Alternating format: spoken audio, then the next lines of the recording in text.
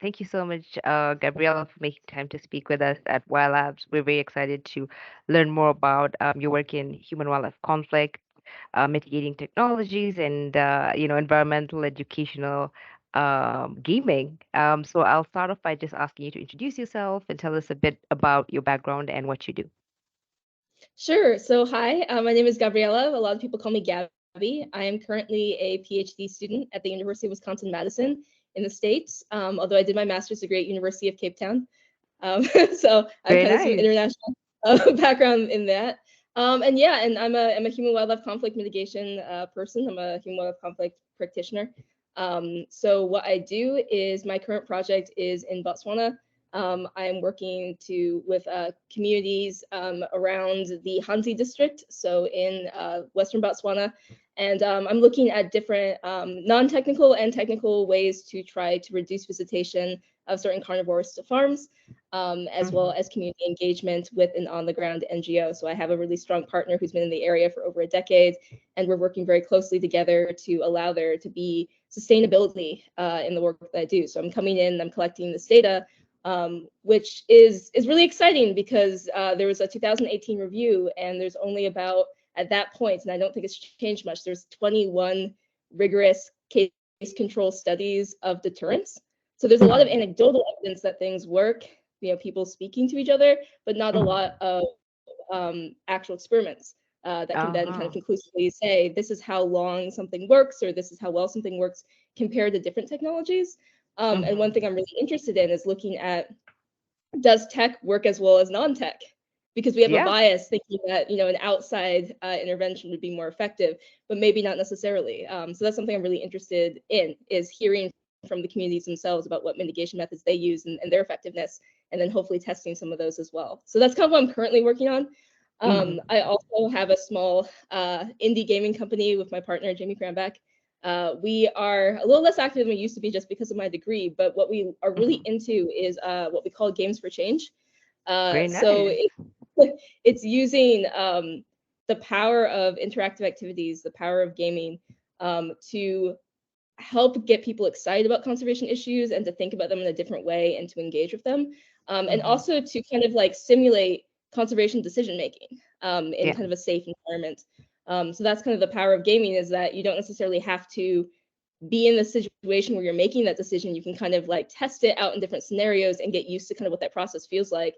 And that could Hmm. be in a video game like Operation Ferdinand, which I'm going to talk about in a bit, but it could also be in a board game, or even like like a interactive skit. So there's a lot of different things that you can do to Hmm. kind of to go through these decision making processes and get people excited. And for me, I think interactivity is the key to unlocking people's excitement. It's making it fun and engaging people. So that's kind of what I do. Absolutely. I think that's amazing.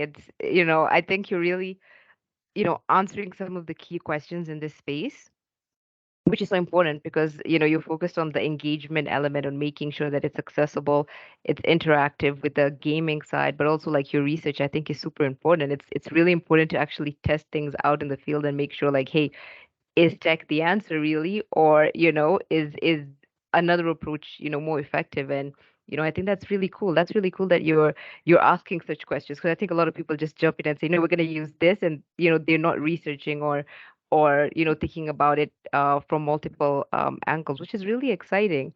So my next question would just be, why human wildlife conflict? There's so many areas within conservation.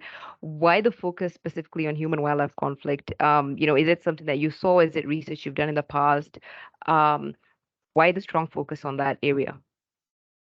Yeah, so I am definitely a specialist. I've been doing HWC stuff for about 10 years now. So Oh, wow. right in undergrad, actually, I did my first project on livestock conflict in Amboseli region of Kenya, actually, for my honors Oh, thesis. wow. Um, Uh-huh. so I've That's been in awesome. this space for a while. Thank you. Mm-hmm. So yeah, so it's been something I've always been interested in. I think it started from a very natural space of being when I was very young, like maybe like 3 or 4. Mm-hmm. Like many little kids, I was really interested in carnivores. They're Mm-hmm. charismatic, they're really cool. Mm-hmm. I'm also a cancer survivor. So when I was Oh, 7, wow. I Mm-hmm. had 21 rounds of chemo, 2 years in the hospital. And I couldn't run very fast, so I became really obsessed with cheetahs and wild dogs, just Oh. for the simple reason that they're really cool and they could run really fast. And it wasn't until I really hit undergrad that I really kind of saw the other perspective. So I made friends. There's actually a thriving Maasai community where my school was, which is really cool. And speaking to one of the guys was in a master's program, and he was doing some environmental tech stuff, and I became friends with him. And just hearing kind of the other side from people who had experienced conflict with carnivores, and trying to understand kind of like the opportunity costs, the psychological costs, just the stress, and you know, all those different factors behind HWC. And I was really interested in it because HWC to me is not really about carnivores at all. It's or any animal. It's more about human conflict. Yeah. And I became really interested in the idea of, you know, as conservationists, we come in and we think we're objective, but we're stakeholders with our own objectives. And sometimes the conflict is with us. And that made me kind of, I got very humbled by that, where I'm like, maybe as conservationists, we're contributing to this problem. We need to think critically about our role in an ecosystem, in an area. But yeah, so that's kind of how I approached it. And I think what I love about human wildlife conflict mitigation is you kind of get to do everything. You get to do a little behavior ecology, you get to approach it from a conservation and biology aspect, but you also get to work really closely with communities. And that's my favorite part, is like, I'm a people person, and learning from people about an environment I don't know as much about is amazing. Hearing their solutions and their ideas. And a lot of the time it's not me bringing my solutions, it's kind of hearing what they've got going on and maybe helping facilitate that, to kind of make more of it, or, you know, like test it against something else to kind of see what works best. But it's always kind of leading from that place of like, I'm a tool in the toolbox, but it's not my place to tell people what to do. I'm just trying to kind of be one small piece of the solution, as a scientist. That's extraordinary, because I think human wildlife conflict is an area that needs such a holistic approach in being able to kind of resolve it or kind of mitigate that kind of an issue. And I think you have a lot of that, perspective of, you're not coming in, because a lot of times maybe conservationists come in and they say, this is a solution. We've tested this maybe in Tanzania, it's going to work in Kenya, but they don't Yeah. take the perspective of the situation. And like you said, sometimes it's a human conflict issue, right? I think I can move on to the next question, where you can maybe introduce to us the kind of tech that you're developing, because I think that, you're very innovative, and you're coming up with solutions that are very new age and that are very helpful, especially for people who are trying to understand conservation, and conservation solutions, and maybe they don't have access to actually being out there in the wild, or working in conservancies. You're bringing it home, like you're bringing it to a place where it's accessible. And I like the interactive part that you talked about. So maybe you can tell us a bit more about the tech that you've been developing so far. Yeah, so I can talk a little bit about kind of the idea behind Operation Ferdinand. So one thing, I love board games. But I was thinking, so my friend Jacob, who's a guy I was mentioning, who is the master's student, he did a really cool board game about drought management that he brought into his communities back home in Kenya, and they kind of were able to like simulate different scenarios about how they would manage their cattle and things like that. And then he actually played it at our school with us, and I thought it was like the Oh, coolest wow. thing. So I was like, this is such a great way to like test out different scenarios and to learn about conservation in other places that we may have never visited. And it was really cool. So yeah, so I really love that. I love the idea of gamification of conservation. So I was after undergrad, after my master's, my friend Jamie and I. So my friend Jamie is a software engineer, and we had been best friends since college. And I don't remember the exact kind of genesis of it, but I remember reaching out to her and just kind of being like, I have this idea. What happens if I design it and you build it and we work on this together? And it took a year of our lives. Like, we thought it would be a relatively simple project. The idea behind Operation Ferdinand is it's a human wildlife conflict video game. That's what it is. It's a computer game, and it has kind of three separate components. One of them is about building a good livestock enclosure. So it literally is like a livestock enclosure. And we used almost clip art, like it's very simple. But there's something wrong with the livestock enclosure. Maybe there's a gap, maybe there's something wrong with it. And you have a timer that runs, and you have to figure out what's wrong with your livestock Mm-hmm. enclosure, or there's a consequence. So you might see like a hyena sneak in, or if there's like a gap, and Uh-huh. then yeah. So it's kind of about trying to create a good livestock enclosure. Mm-hmm. Then the other one is I call it like predator CSI. So this is something that Uh-huh. people have been doing in conservation, Mm-hmm. like NGOs for ages, in terms of like with the physical stuff, where you might have like some models of goats and they have different bite marks, and you have to figure out what carnivore did it. Mm-hmm. And this is very important because you can't really get a sense of conflict on the landscape if you're misidentifying what's killing what. That's true. So Mm-hmm. right, yeah, and there's different methods that you might use, from like if you have a cheetah problem versus like a leopard problem. Mm-hmm. So yeah, so that's something that that's what that is. So essentially, it's like a virtual. You can pick small stock or cattle, and then there's like a virtual carcass, like a little Mm-hmm. cartoon carcass that has the droppings of the carnivore. It has kind of bite marks on the carcass, and you have to figure out which carnivore did it, and then you kind of Uh-huh. learn the different characteristics of that. Um, so that was kind of cool, and that's also really important because if there's a misidentification issue, like a carnivore might get killed for something it didn't do, and the problem is Yeah. still there. Yeah, So that yeah, would be problematic. yeah, it wouldn't be great for the farmer or for the carnivore. So Yeah.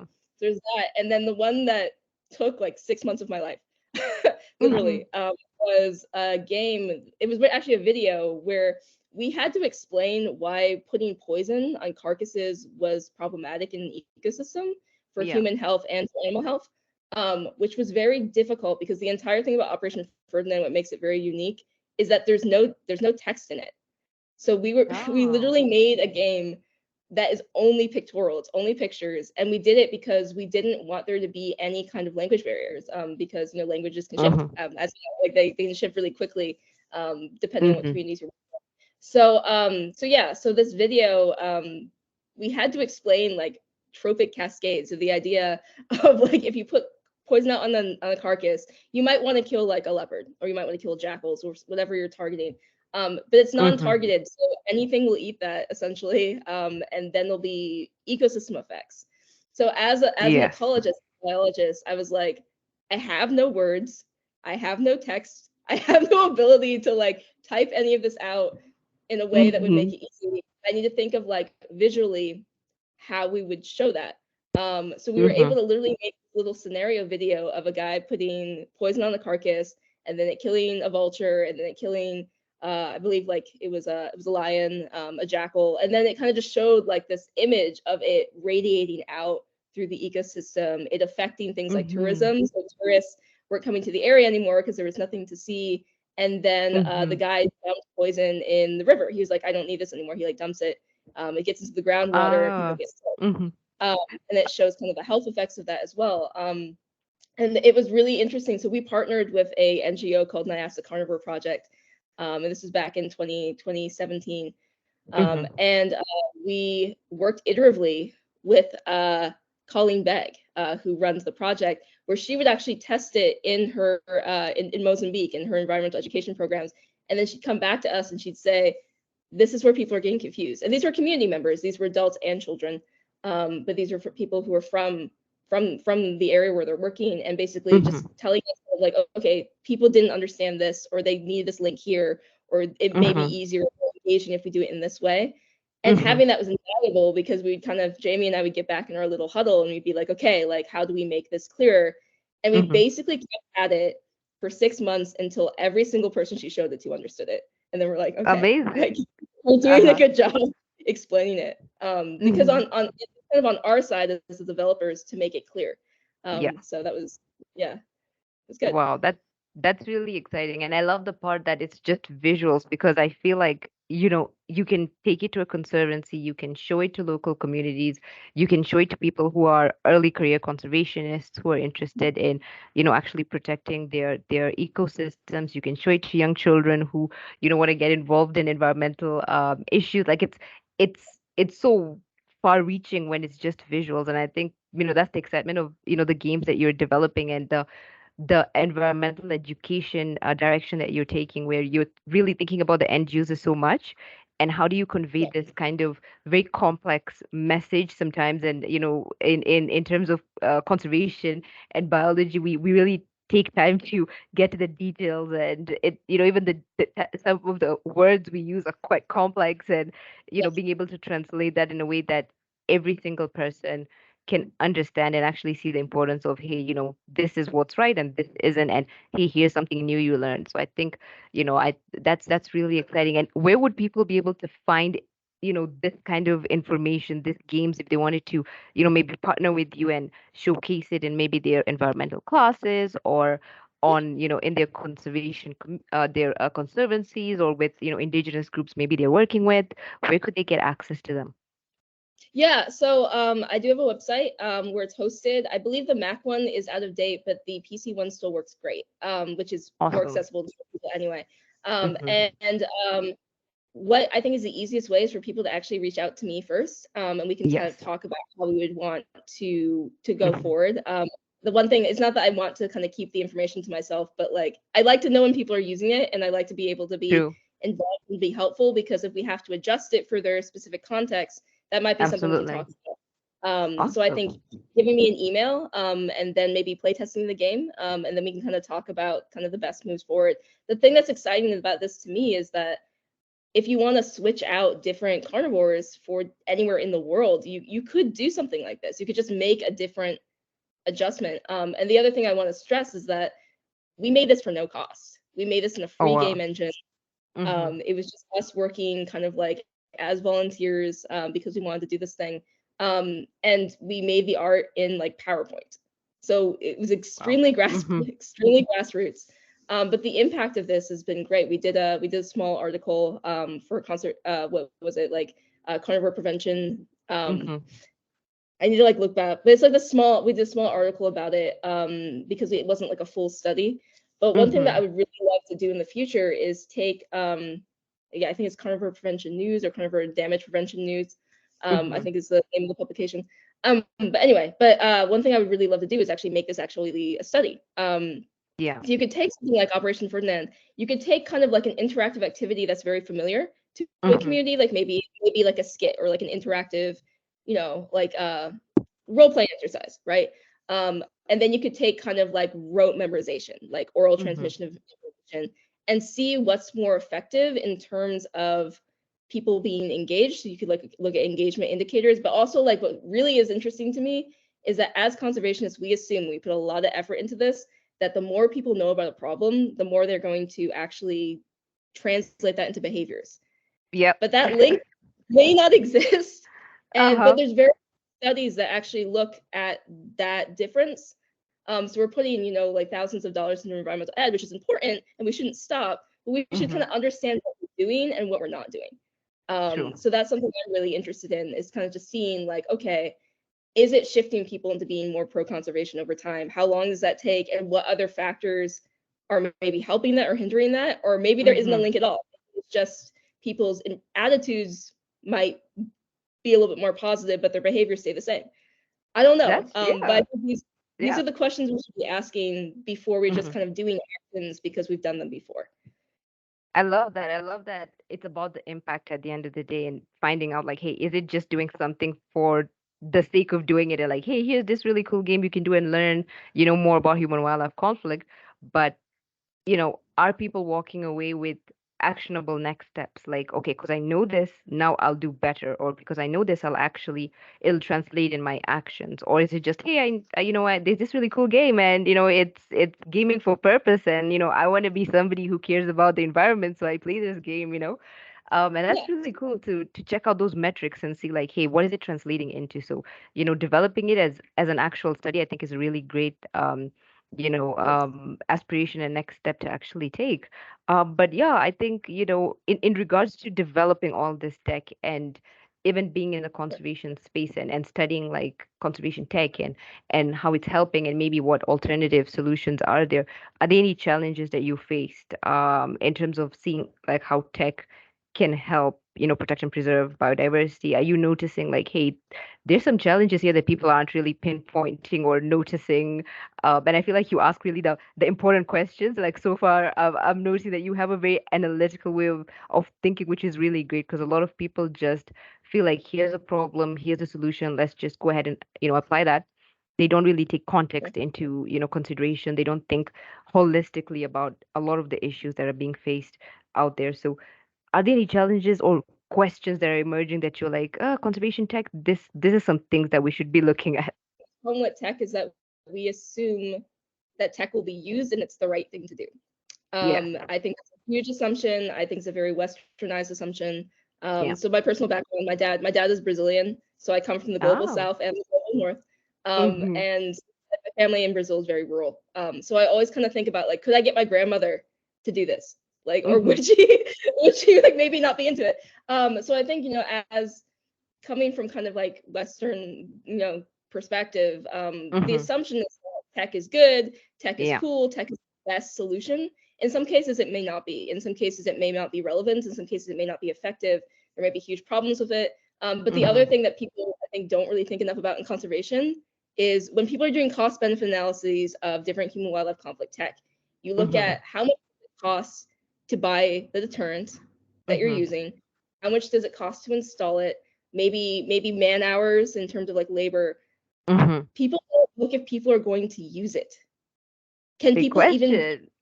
right? Like, are there barriers to it? Do people have reasons that they wouldn't? Maybe like it's not Mm-hmm. accessible. Maybe it doesn't fit the context in terms of the actual environment or the cultural context. Maybe it's just not something that people do or that they're not interested in. And I Mm-hmm. think that's a huge assumption, is to kind of come in from outside and bring things into communities and be like, but this is the thing that you use. And Mm-hmm. communities might be like, but that doesn't make sense, or that doesn't answer the problem that we're actually having. Because I think it's Yeah. another thing that we assume as scientists, is that we know what the problem is. And the question should really Always. be asked, like, what is the problem? Like, maybe it's not Mm-hmm. even human wildlife conflict at all. Maybe it's conservationists coming in and telling us what the problems are. Mm-hmm. So I think that that's really important. So I think kind of the big challenge with human wildlife conflict in tech is actually to slow down and to have empathy and to listen Absolutely. first, and then work with kind of what is there. And I think it has to be a community, not community involved approach, but community centered approach. A lot Yeah. of people will say like, oh, community involvement, and I'm like, but that's still othering communities. It should be Yeah. centered. They should be leading their own solutions. And then we should be the ones that kind of help test or help implement, but we shouldn't be coming up with the ideas ourselves. Because also, Mm-hmm. if communities have a sense of ownership over the solutions, they're more likely to use them long term. It might make more sense for them. It might fit where there are better. And as outsiders, we can't actually know Mm-hmm. if it's appropriate. That So that's where I'm at with that.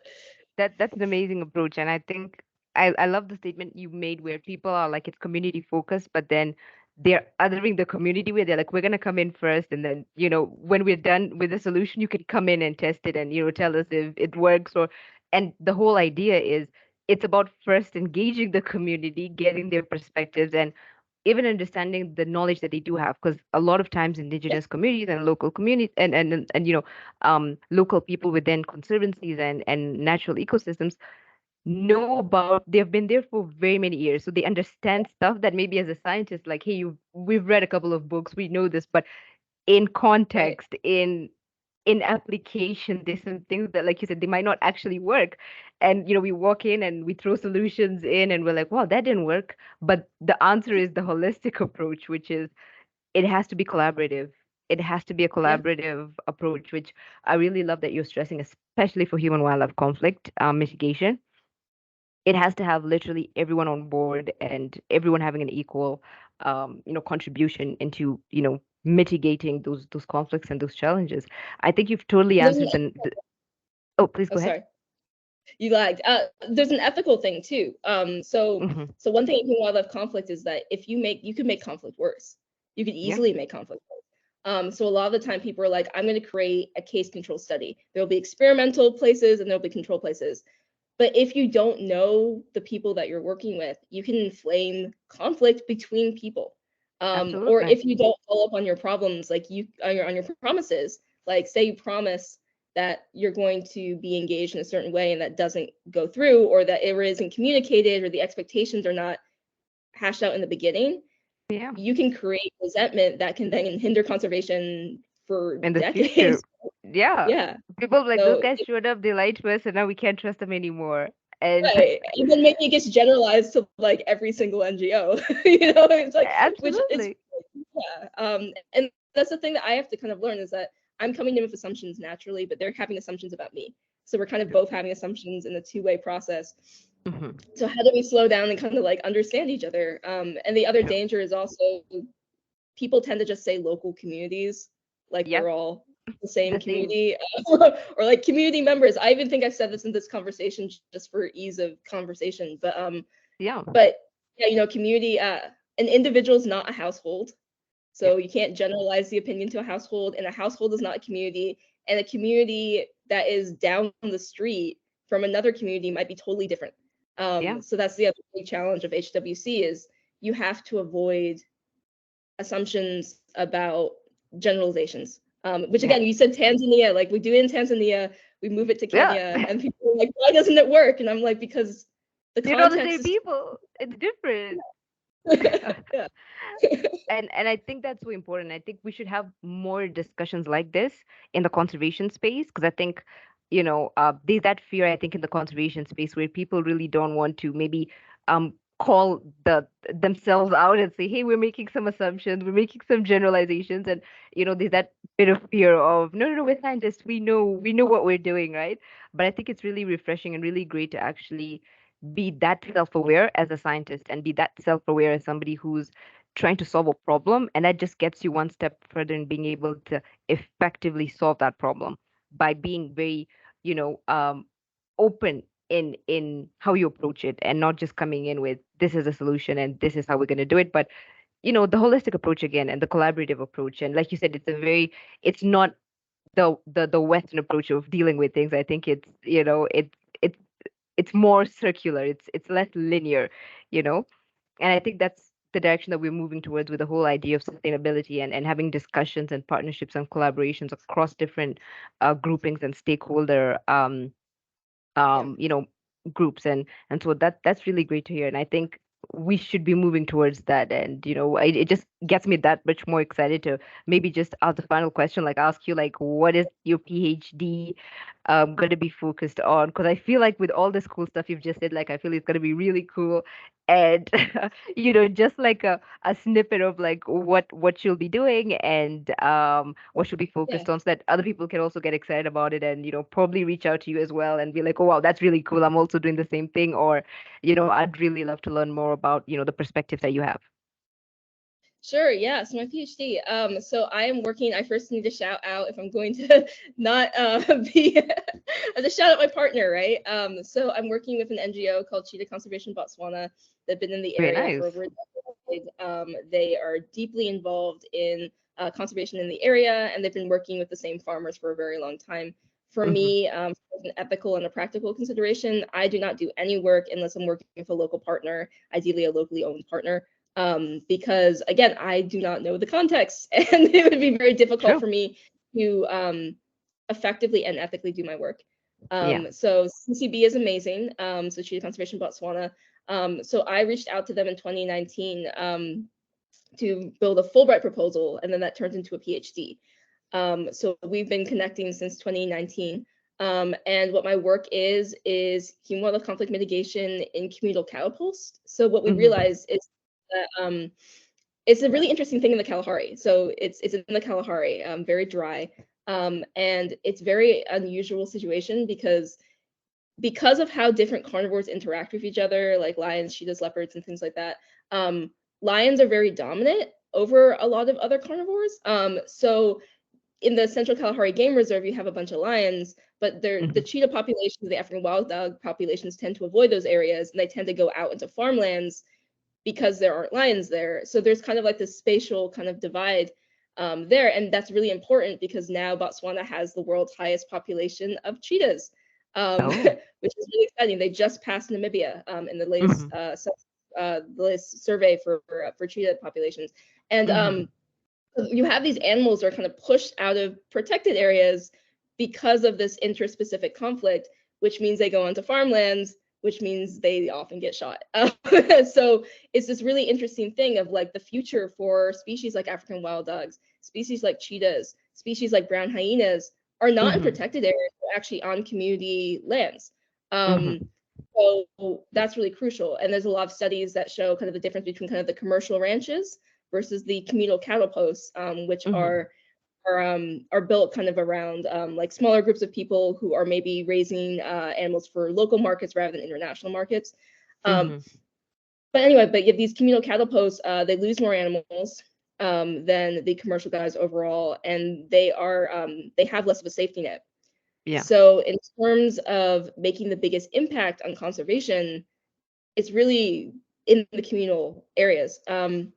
So what I'm looking at is actually testing out a couple different devices, and ideally doing something that is coming from the community as well, testing against that. We haven't figured out what that is yet because I still need to have my consultations with the community members.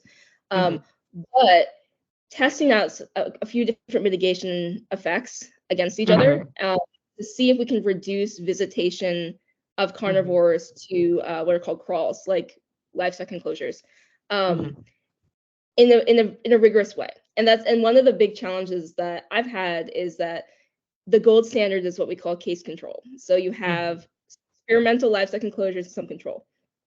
There are ethical issues about that I need to think about as a scientist, and that's something that having a really good partner is amazing, because we were able to sit down and we're like, okay, how do we avoid creating human-to-human conflict with this study? And one thing that I suggested, which is my idea, is that, all right, we have some control farmers that don't have deterrence during the 6-month study period because we can't have them both have deterrence or we can't see what works.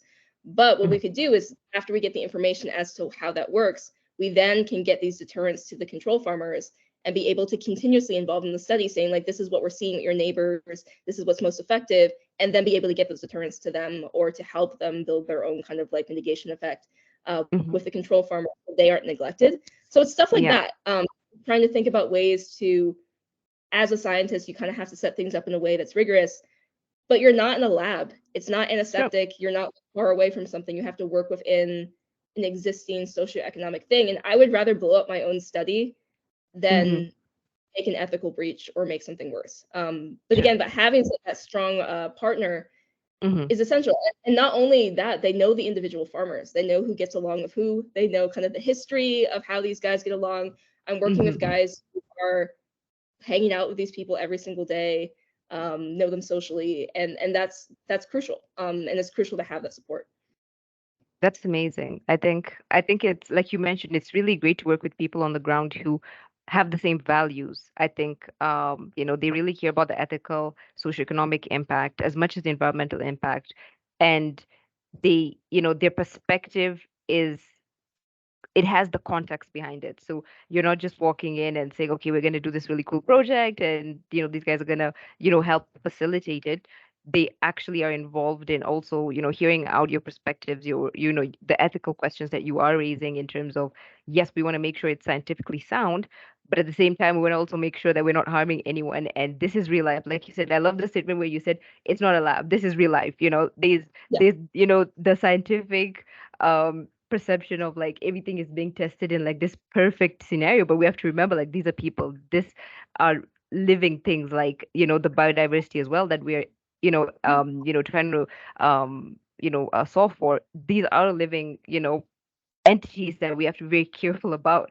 That's why I really love that. I think you've brought out a lot of ethical considerations in this conversation. I think it's really important for the community and conservation tech to be aware of, because technology itself also has some ethical questions that are coming up that paired with biodiversity and nature, we need to be very, very careful about how we're implementing some ideas that feel like they're going to be really cool, but they do have some implications going forward. But yeah, thank you so much, Gabriela. I think that was amazing. I think anyone who wants to get into human wildlife conflict, I think, that's the conversation for them to actually really listen to.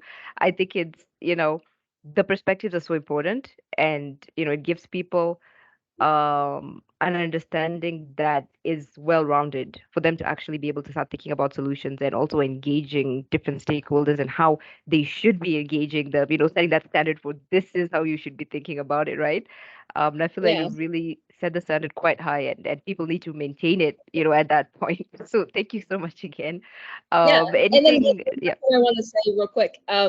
So I think it's really important for conservationists. We get into it because we love animals, most of us, right? And a lot of true. us are like, we never want to speak to a person again. We just want to be out, like, which I Hmm. mean, fine. But if you're working in conservation, you're working with people, and it Yeah, needs to be people approach. And that's both from, again, ethical but also practical consideration. And I true, think the biggest thing that is kind of important in conservation is to see the people you're working with as peers. true, Um, so if you're working with communities, they are peers. They just have a different skill set than you.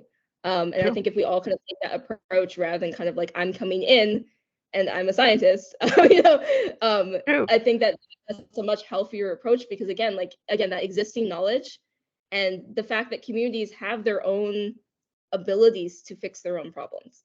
That's They true. they know things and they probably know more than you in a lot of cases. And Hmm. seeing yourself as a specialist that kind of is coming in a specific way to maybe be useful in one specific way. Again, you're a tool in the toolbox. You're like a wrench in the toolbox, but the toolbox is so much bigger than you, and every single tool is equally important.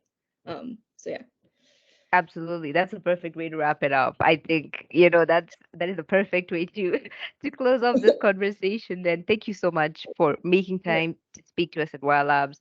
I'm sure our community will, take a lot away from this conversation, not just the people even who are interested in human wildlife conflict or working in human wildlife conflict, but across conservation and across conservation tech. I think there's so many lessons to be learned by this. And I'm super excited about your PhD now. Like I think it's really gonna have some very important recommendations that I think can really be applied in the field. So thank you so much.